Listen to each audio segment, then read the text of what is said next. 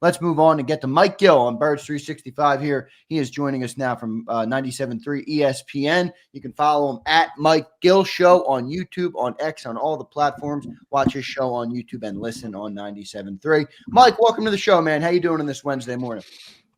Well, I'm not $41 million richer.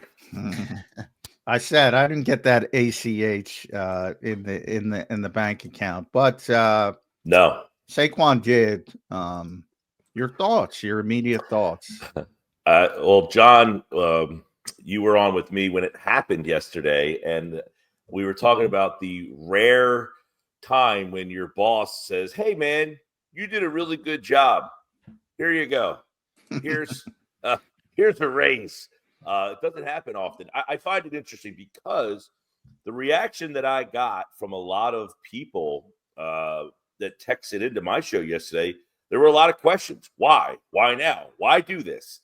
And as the show kind of materialized, it was a lot of, you got the best season you're probably ever going to get from this guy. I mean, he gives you 2,000 plus yards, just a historic year. You win the Super Bowl.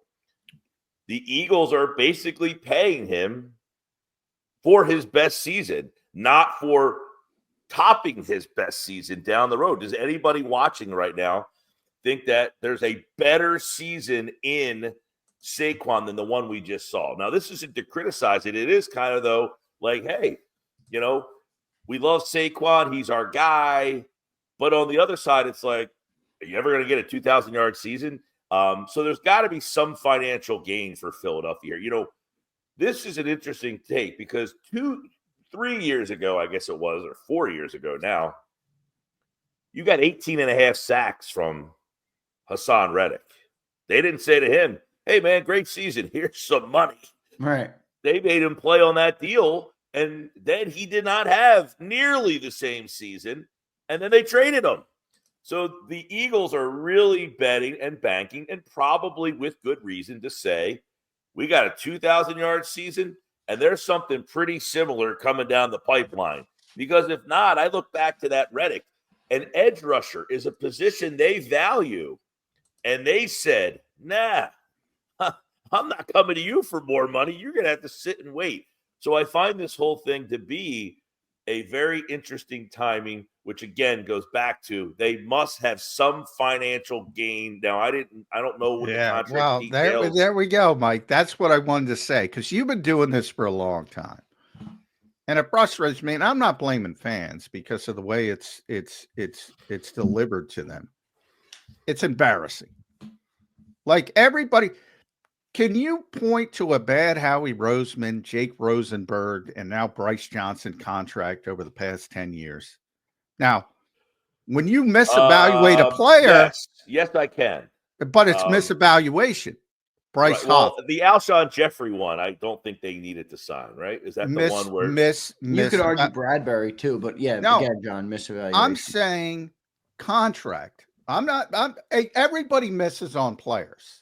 That's low-hanging fruit. You get the player wrong. If Saquon gets hurt, blah, blah, this looks like a bad contract. I'm not saying that. I'm saying bad contract from the team perspective, from a business standpoint. They don't do that. They don't do that. I'm stunned by it. So many people say they did this for a reason. Now, did they reward the player? Yes. That's one of like 17 different things. And the first 16 are about the business end. They want to get ahead of the market. They want to set the market. They're comfortable where the market's going to be in 2 years. And this is what we want to pay this player, as others, whether it's Bijan Robinson comes up or somebody brought up Jahmyr Gibbs, whatever. They set the market. They set the market with Jalen Hurts. They set the market with Landon Dickerson. They put it with where they're comfortable. Hey, listen, I certainly don't. It's a funny situation where they do right by the player, and then that kind of gets, the Sixers did this. They went to Joel Embiid. They didn't have to give him the money. They chose to, and that's blown up in their face. Here's a similar situation. They didn't have to give Saquon the money. They're choosing to. Both ownership groups are making calculated decisions here based on financials. The money to Embiid is so that he got a 3-year extension. if they wait, they had to give him a 4 or 5 year extension. So they were banking that we only want to give him 3 years. They didn't want to wait for him to qualify for 4 or 5. That blows up in your face. They get criticized. Here, they did not have to approach Saquon Barkley. They could have waited until he had another great year last year and then approached him, similar to what they did not do with Reddick. So again, the $36 million that he gets for signing, that lump sum of money says there's got to be some sort of cap relief somewhere down the road. They kick something down this way. So it is obviously set up. They didn't just say, you know what? Barkley's such a great dude. Yeah. Here you go. Like, yeah, they like Barkley. I'm amazed by how many people think that they just blew up their salary cap situation. They don't do that. No. And here's the other part about this. I tried yesterday. Okay, I'll ask everybody watching and you two guys. The Eagles, let's say they got cap relief right now for this particular free agency. I can't think of one free agent they have to target other than their own guys, unless they wanted to make a trade and then extend that guy in the trade. And I'm sure you guys can figure out where I'm going with that. But if you're trying to get this cap relief to say, we want to be players in free agency, that's certainly not it, unless they just want to have the relief to sign their own guys back. There's not one guy in free agency that you're like, if I said pick one guy that you want to make sure you target, there's not one guy. They don't need really anything other than if somebody in their own house leaves. Yeah, free agency is not that great. And, you know, we've talked about that in the past. I do think people get way hyper-focused on one move means they're going to do something else. They're making room for Myles Garrett. And, you know, the Eagles' philosophy is more, you know, universal than that. You know, there's Slay. We all knew something was going to happen with Slay. It had to. Bradbury. All this is a part of it. You'll see it whether they re-sign Zach Bond or not. All this is part of the plan. And there's many contingencies off the tentacles of that plan. But so many people say, oh, they're doing this because they want to do this. That's generally not the way the Eagles work. It's more universal than that. And, you know, that's what they're successful at. That's the biggest thing. That's what I wrote about on Sports Illustrated. People copy, you know, everybody calls the NFL a copycat league, and it is. People copy Vic Fangio schemes. They copy, oh, we want to be like Sean McVay. We want to do this. We want to hire the guy he had coffee with a week ago because we want that. They don't copy the right things, man. The philosophy of the Eagles is what they should be copying. They should be, but one difference is, and maybe I'm wrong about this, but Howie has to be able to go to Jeffrey and say, hey, I need a check for $36 million. Well, he's part of it. I bring him up all the time, Mike. Mike Brown's not writing the check for $36 million today. Can't. Most likely Jerry Jones is not writing that check for $36 million. He could, but he chooses not to. Yeah. That's why Dallas always has problems with their cap. They wait too long. They don't know when to approach. They let the guys get to free agency. Then they get to the open market. Then they have to overpay to bring them back. And then the cycle continues where they have guys so overpaid that they can't compete at the highest of high levels. Where Philadelphia, he says, Jeffrey, can you write me a check for $36 million? And then Jeffrey says, yeah, okay, I'll do it. Not every owner is doing that. So while Howie does get all the Howie season and Howie this and Howie that. I bring it up as much as possible, even though I don't want to blow up the ego of Jeffrey Lurie anymore, but I bring up it as much as possible. He does not get the credit he deserves because there are few owners. And by the way, you bring up the Joel Embiid comparison. The Eagles wouldn't have done that because of his medical history, but if that blows up, you know, with Saquon from a medical standpoint, because this is a very violent game. And he's had some injury issues in his past. Yeah. If that blows up, if this contract blows up, he will not get fired. Because Howie understands, Jeffrey understands, things like that are going to happen in this league, and they're willing to take that chance. Scared money don't make money, is the old saying. Yes. And all these teams act scared. Oh, we don't have to do that. We got 15 months. Well, listen, I remember years ago, this is when they signed Mailata, and Mailata was, he had the one good year. He was kind of an unknown, and they approached him, and, he didn't really have a resume, but their point was, let's get to him before he becomes the best tackle in the league. Now they have Mailata at under market value. They did it. They did it twice with Mailata. Right. They even surprised me with Mailata because they went to him so early. I'm like, really? You're going, well, AJ. Right. And it's like you have to take the chance that you have trusted your instincts and your scouts to say, what I just saw, we think we should pay. And then if we pay him now, we don't have to let him get to free agency and then pay him as the top guy. And that's where like a team like Dallas says, wow, this guy's really good. And then he does it again. And then you're like, oh man, now we have to pay him at the top. The Eagles pay Mailata, and he's like a completely underpaid player. And that's how you keep together a team. Now they did this back in the Reed era, and you would have guys holding out because they were unhappy because they were getting underpaid and they wanted more money. Brian Westbrook, I think maybe, a lot of the guys. But it started with Brown and some others. It started with Joe Banner, another guy. That's really where it started. Joe, the other thing here too is the Eagles deserve a lot of credit because this philosophy doesn't really work if you don't draft correctly. I mean, think about the defense, guys. Quinyon Mitchell, Cooper DeJean, Nakobe Dean, Jalen Carter, Jordan Davis, Milton Williams, Moro Ajomo, Nolan Smith, anybody else I'm missing? They're all playing well on rookie contracts. Reed Blankenship. I mean, he's not a rookie contract, but it's similar, I guess. But these are all guys that they drafted and then had to make decisions on. I mean, you can even go to Josh Sweat, was a guy they drafted at one point and then had to pay him. And then they got to take a pay cut, for God's sakes. Yeah. But I mean, getting guys to contribute on rookie contracts, that's value right there. And they got a lot of them on defense. So it's their evaluation of players is also very good right now. Which, by the way, is a complete 180 from where they were, 5 years ago, where people listen. I'm sure there's a lot of people watching here, probably many who don't want to raise their hand, that said they hated Howie. They wanted him gone. And it was all because of a handful of I still got the hate mail, Mike. I'm sure you do. I don't know if you Mike, you were one of the early ones as well, calling Howie a top 5 right on this program. I remember it.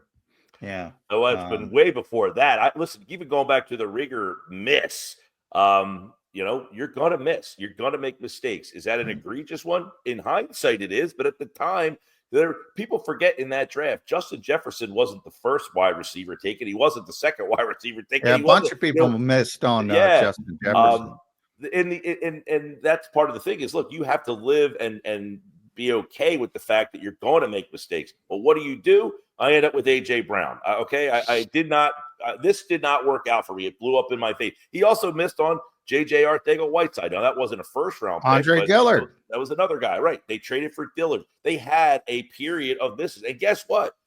They're going to happen again. They are on such a hot streak of drafting and signing guys. At some point, you're going to bring a guy, and they have, by the way, they have signed Justin Edwards and Terrell Edmonds and, Bryce guys Huff. who have just not Bryce worked Huff out last for them. year. Bryce Huff so far has not worked out for them. It's going to happen. But what they have done is right now build the coffers a little bit up again where they can afford to make those mistakes. No doubt about it. It's really impressive what they're doing. Mike, with this being said, this made me think of something interesting because we talked all year about the way this offense looked, the way it was built, where they were allocating the money to in terms of receivers and the passing game. They just doubled down on Saquon Barkley. I think the Eagles are collectively saying, F you to anybody who wants us to be different. And what Mike do you think will come next now? Me and John were just talking about Mekhi Becton. I mean, think about it. You just doubled down on Saquon Barkley to be a running offense, presumably for the next couple of years. Is Mekhi Becton the next order of business, or how do you see it playing out?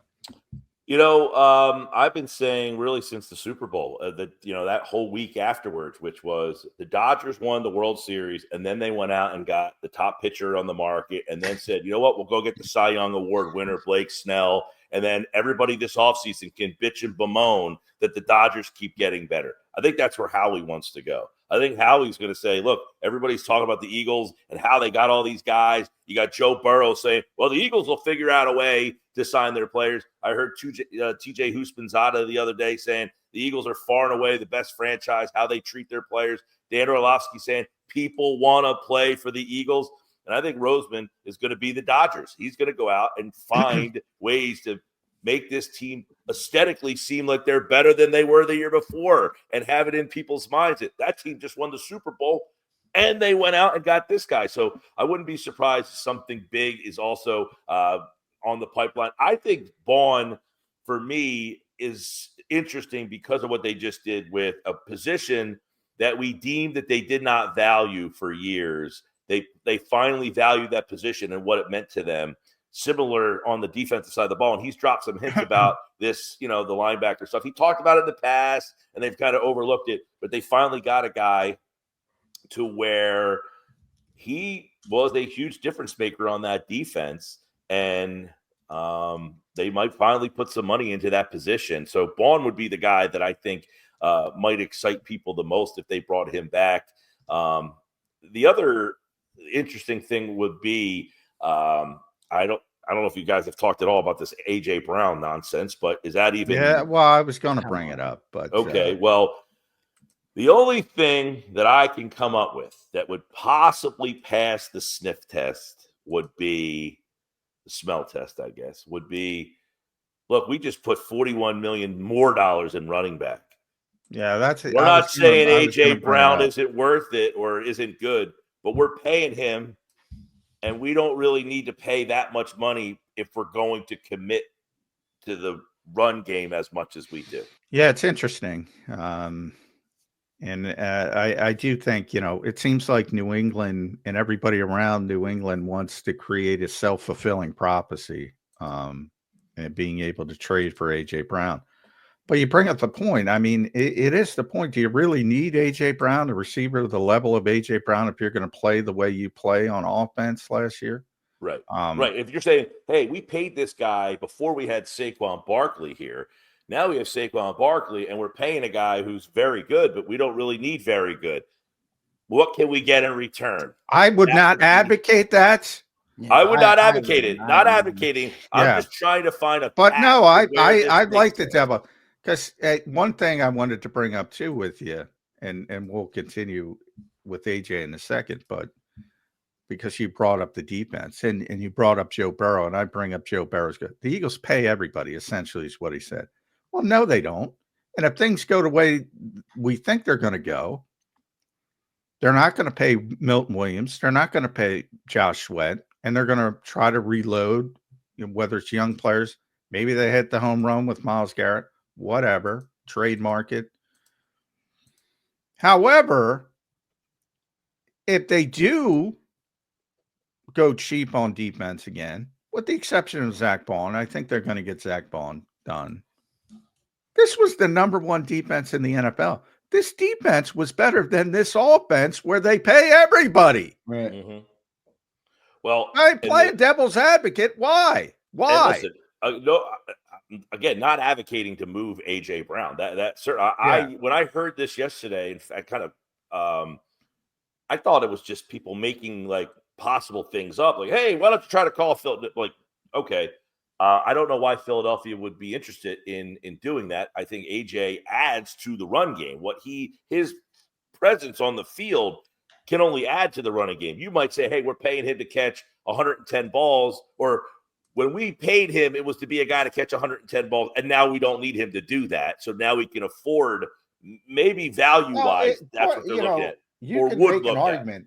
That's the problem with football. You can make an argument. There's so few games, paralysis by overanalysis. You can talk yourself into that stuff. You can say, well, we're a running team. We don't need the top-tier receiver.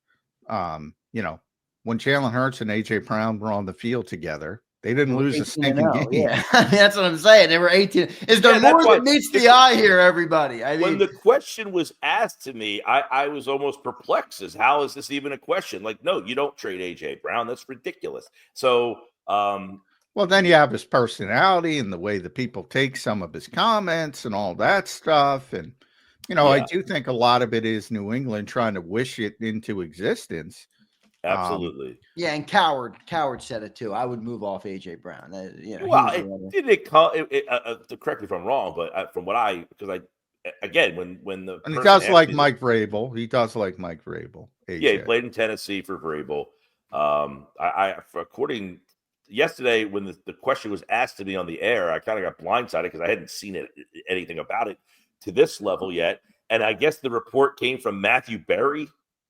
Matthew Berry, and then Tom Curran, who's a little bit more plugged in, I would say. I was like, Curran. The fantasy football guy is now. It wasn't just Matthew Berry. Got it. But even Tom was on a radio. It was more, again, and I suffer from this as well. When you do a show, sometimes you're speculating, but you're a reporter, and people say, well, Tom Curran said. He wasn't saying. He was basically talking about the history of AJ with Mike Vrabel and that kind of stuff. And it would make some sense for that perspective. And he's probably thinking about it the same way we just thought about it, which was, well, they don't need a big time wide receiver if they're going to play the way they play. 2 of them. Yeah, they got 2 of them. Two of them. Yeah. And you have John Dotson, who's more cost effective. And how do you get a player like Myles Garrett? You got to give something up. Might not be trading AJ Brown to Cleveland. Might be trading A.J. Brown to New England to get draft capital, get Myles Garrett. Right. Yeah, exactly. So those would kind of be the dominoes of, if you're thinking bigger picture, hey, I need to get draft capital to be able to do this. I don't know that that's what they have to do, but I personally do not think it's necessary, nor do I see it happening. No, they don't lose when he's on the field. When he's off the field, they lose. Yeah. That's the bottom line. I'm not moving off AJ Brown. I get the talking point of like, you're a running team. Why do you need him? But I think there's more. Like I said, I think there's more. Right. That was the only way I could say, if this was an actual legitimate thing because again, the thing that I had read or saw was that the Patriots, not the Eagles, were like, hey, AJ Brown's available. Anybody want to call us? No, it's like doing due diligence. Hey, you guys got 2 really good receivers. You sure you want to keep both those guys? Maybe something okay, I could play along with that. I don't think the Eagles are actively saying, call us. We're here to listen. Yeah, I mean, and I don't know the contract, but I would speculate that it's not the easiest contract in the world to move, probably. I mean, they just signed a massive $32 million per year extension with a lot of money guaranteed. I mean, how easy would that contract be? I mean, just to entertain the idea, which, by the way, I don't think the Eagles are entertaining the idea. Yeah, it's not. You're not saving any money. I mean, the dead money would be, with a trade pre-June 1st, would be 31.5. And you'd lose about 14 million of cap space.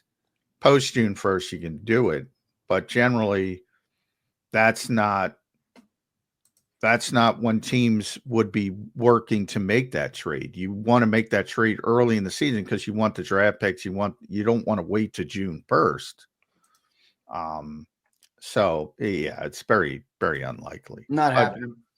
Yeah, I don't see it happening at all. Mike, I want to ask you about Slay was released earlier in the week. Bradbury as well, and we'll talk about that, freeing up a little bit more cap space. But where are you on Darius Slay? Like, if these two sides are willing to tango, do you think Slay should be back? Should they turn the corner and get younger at that position and kind of rely on Ringo, maybe bring back Rodgers? How do you see the cornerback shaking up? Maybe you think Cooper DeJean should go outside. How do you see the cornerback position shaping up this year post Darius Slay? Well, I'll start with that. No, I think Cooper DeJean playing that nickel spot was a key to why this defense was what it was. It's hard to find those nickel guys. How many guys did they go through? I mean, it seems 8 or 9. Other than Avonte Maddox, they haven't been able to find anybody of any competence to play that position. I think we downplay how important that spot is because it's not deemed as high profile. It's like saying we have a great left tackle, but our left guard stinks. The left tackle's deemed to be more important, but if your left guard is no good, then what are you? You still have a problem. The nickel spot, I think what he is able to do in that nickel spot with his athlete, this doesn't mean he could not handle playing outside corner, but because he is so athletic and physical and he has the speed and ability to cover so much in these areas now where teams try to quick passes in the flats and in the slots. That's what these teams try to do, and he takes a lot of that away. So I would like to see them try to keep Cooper in that spot. I know his agent or somebody might say, hey, you can make more money going to the outside. There we go, Mike. You're going to be the business comes into it at some point. You're going to fight that probably at some point. As for Slay, I asked John this yesterday because, in my mind is, hey, if you want to play, you want to be here, you're going to have to do us a solid. Can we do a Brandon Graham type of deal where we get you, you come back, you're where you want to be, but we can't pay you what you think you're worth. That's not a knock on you. It's just we have other, priorities we have to tend to. Does Darius want to come back and play only at a contract that he thinks is his value? Because if that's the case, the Eagles might say, we can't do that. We could give you a 1 year, I don't know, $6-8 million. I said eight. Is that too rich for you? Probably not. No, 1 year at a price like that that's manageable for them for 1 more year. He's the oldest corner in the league. He's like 34, going to be 35 years old, right? I mean, so that is not a normal situation. I can't imagine he's getting big money anywhere else going to a new situation. And he has said, now, you could change your mind, but he has said he only wants to play for Philly and or Detroit. They're the only two teams he really seemed to have any interest. He did pretty much insinuate, I think I could play one more. I want to play 1 more year. He said that on the St. Brown Brothers podcast. So he wants to play 1 more, but he's kind of limited to those 2 teams, it sounds like. So if Detroit's not interested, then what? Okay, does Philly have the upper hand here to say, we'll have you back, but here's the deal. Does he sit out or does he just retire if Philly doesn't give him the deal and Detroit doesn't give him the deal? Or does he then say, you know what, those 2 teams, I will now expand my search? I definitely think there's a lot of avenues here for Darius, but if you can get him back on the number. Now, the other question is, can he get Rodgers back?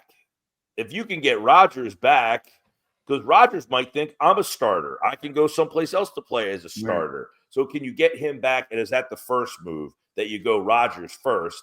But does Rodgers want to sign here if you're going to bring Slay back? There's a lot that could go into the decision-making there.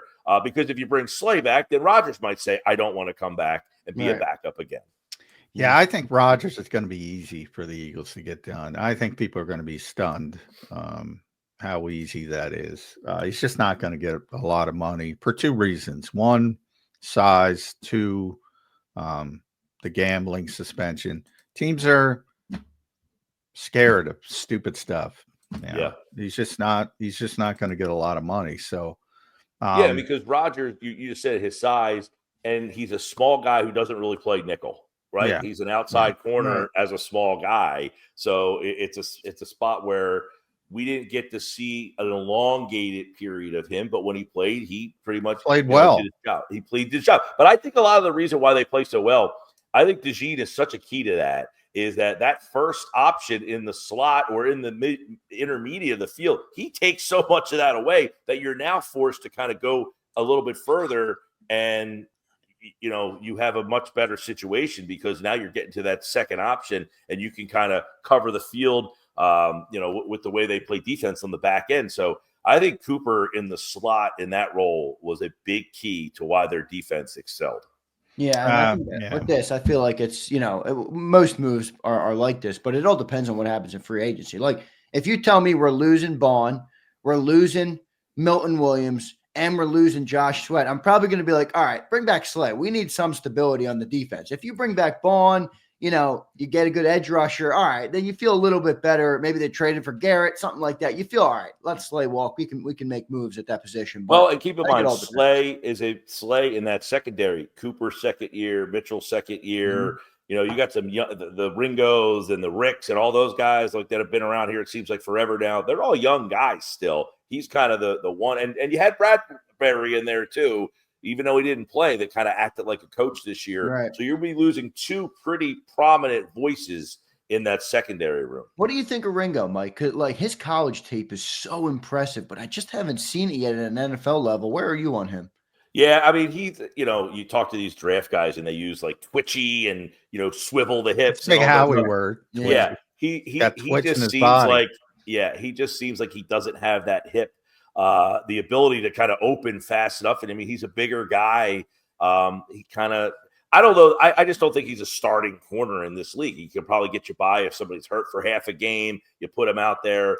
He's not going to kill you. But if you had to play him all 17 games the whole season, you probably would see a guy who would have some problems, unless he's a technique guy. I mean, a guy like Rasul Douglas was not an athletic corner with great fluidity and the ability to kind of turn, but he became a guy who was very serviceable in the league because he was a technique guy and really kind of has found a niche as a guy who's made a lot of big plays, had a lot of interceptions. Can Ringo, because Ringo in college was a guy whose his athletic traits kind of jumped off the field where I'll say. Yeah, exactly. He was damn good at Georgia. I mean, I watch awesome. SEC football every weekend during this season. He was a good player at Georgia. Plus, He was he's good awesome. on Vic mentioned he's good on special teams. And one thing he said, if when defensive players are younger, well, two things here. I think people got spoiled by Quinyon Mitchell and Cooper DeJean and rookies playing at such a high level so early. Usually corners take a little bit of time, and that's what it's taken with Kaylee Ringo. Yeah. But boy, he's got a lot of talent. And Vic said, you never find a good defensive player who wasn't good on special teams early in his career. You never. It's like you're not bad on special teams and then become good on defense, is what he was trying to say. He's really good on special teams, and he's so athletic too, Yeah. right? I mean, that's the thing. But I think his athleticism hasn't really transferred to the outside corner spot on the island out there. I guarantee the Eagles want him to win the job. If Slay doesn't come back, they want him to win the job, not Rodgers. I guarantee. Doesn't mean he's going to win it, but that's what they want to happen because he's 6'2", 207, long as hell, runs a sub 4.4. He's got everything you need to be a big-time outside corner. But yeah, does he have the football IQ? Does he have the technique? All that kind of stuff, which is meaningful. At Mike Gill Show, make sure you follow Mike on the X platform. Follow him on YouTube as well. You can watch the Sports Bash, his interviews there, 97.3 South Jersey locally. If you're down the shore, make sure you tune in to Mike Gill 2 to 6 drive time every day. I'll leave it with Vic because I joke around, but I said it last summer and it seems to be true now as well. They're basically the Eagles' philosophy is I'm going to pay everybody on offense and Vic will figure it out on defense.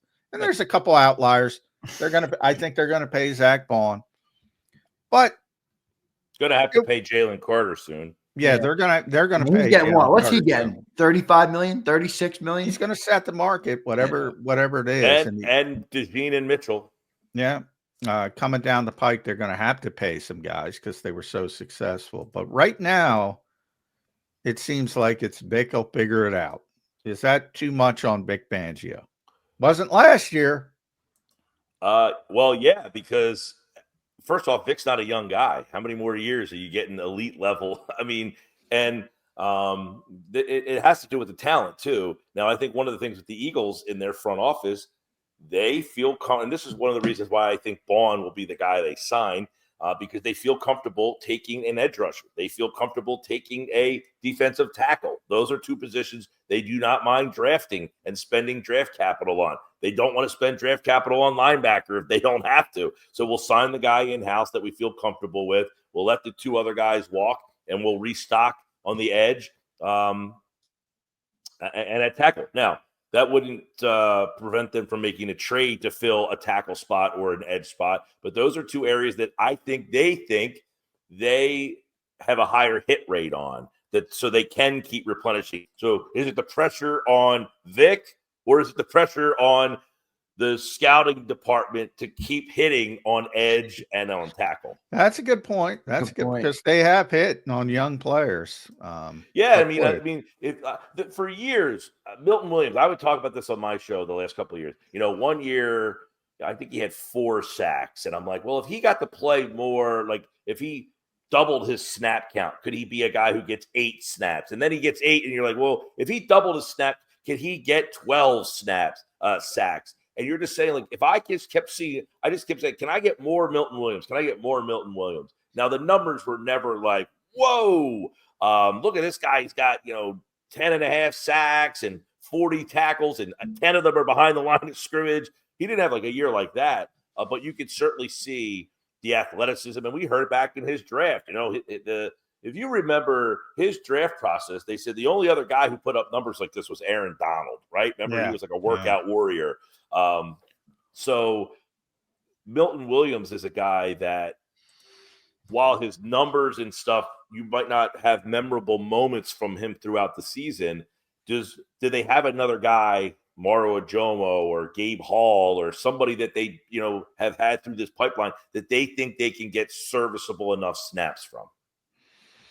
Yeah. And to that point on Vic, it is, I often wonder are even something as little as the injuries late at edge rusher with, he got peppered with questions about, because we've been ingrained with, you got to have 4 edge rushers. And Vic's like, nah, you can use 3. Shut it, basically. Well, I always ask these type of questions, like maybe it's an old man thing, but did Reggie White ever come off the field? No. When did we get to a point where a professional athlete had to be in a rotation? Like, it's like a marvel. Jalen Carter, this guy played every snap, and you're like, okay, he probably played both ways at some point of his life. 120, like this whole thing of like he played 95% of the snaps. I'm not impressed by this. Like, I know. That's what you're supposed to do. Well, Jalen Carter, everybody was like, well, he only played 500 snaps. Can he do this? Can he do? And Vic's like, we're going to play him. We're going to play him. He got better. Yeah. Let's not like advocate cutting back.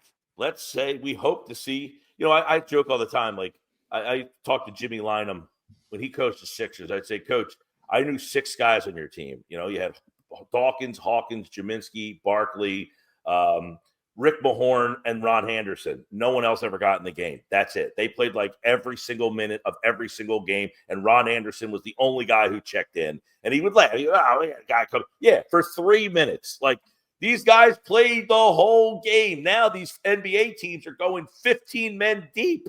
It's like, come on, let's get back to Ron Anderson, a good pull. 6-man. Boy, he was good that year. Ron Anderson, yeah. Ron Anderson was good. I gave you the whole lineup, but you gave me Ron Anderson, I gave you the whole lineup. Yeah. Ron Anderson was a heck of a shooter. Number 20. Yeah.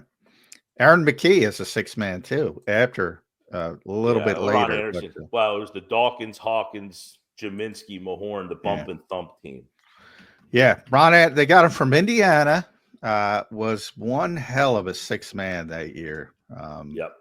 It worked out beautifully. They could never get out of the second round, those Sixers. Yeah. Good team, though. Good team. Trust the process. Especially compared to now. Darn good team. So we're going way back. That's like late 80s, I think. Ron Anderson. Yep, late 80s, early 90s, probably 89, somewhere around there. I was in middle school. Yep, 88, 89, somewhere around there. Played 82 games. I just looked them up. 82 games as a 6-man, 32 minutes a game, 16 points a game. Ron Anderson. Yeah. Good pull, Mike. That's a great pull right there. Mike, great stuff, man. We appreciate you joining the show today. Make sure you guys follow him at Mike Gill Show. Go and subscribe to his YouTube channel and listen to him at 97.3 ESPN Down the Shore, the best show, one of the best sports shows really in all the country. Mike, thanks for joining, brother. We appreciate you checking in today and doing it every Wednesday for us. We'll talk to you again next week. All right, brother?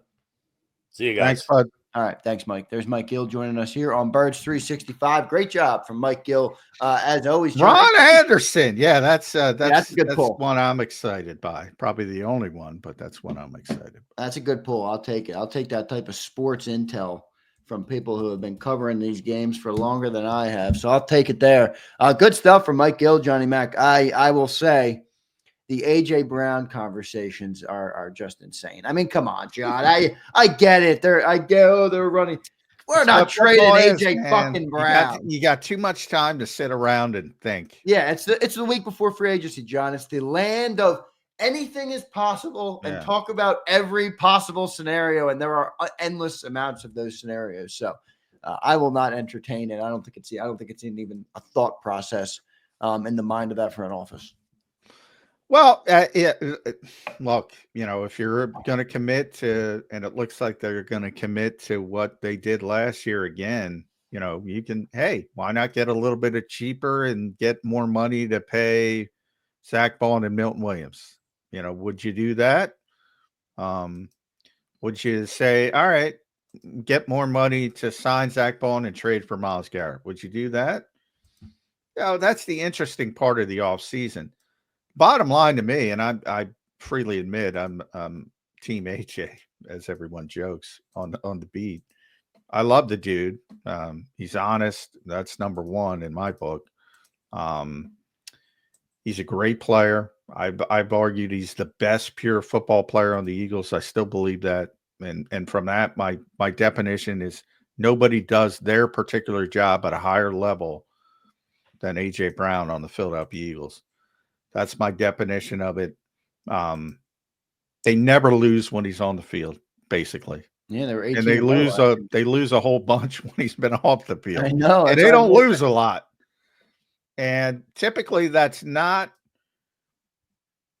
Typically, a wide receiver doesn't have that kind of impact on a team, but I think that speaks to how good he is. And even when he's not, and he is blocking, and people make fun of that aspect when you're talking about receivers, but I think everyone knows AJ's a good receiver. And I'll tell you what, if you look at the Super Bowl, while people say, yeah, this is run first, this is run first, and it worked. Well, it didn't work in the Super Bowl. Kansas City sold out to stop Saquon Barkley. They basically did.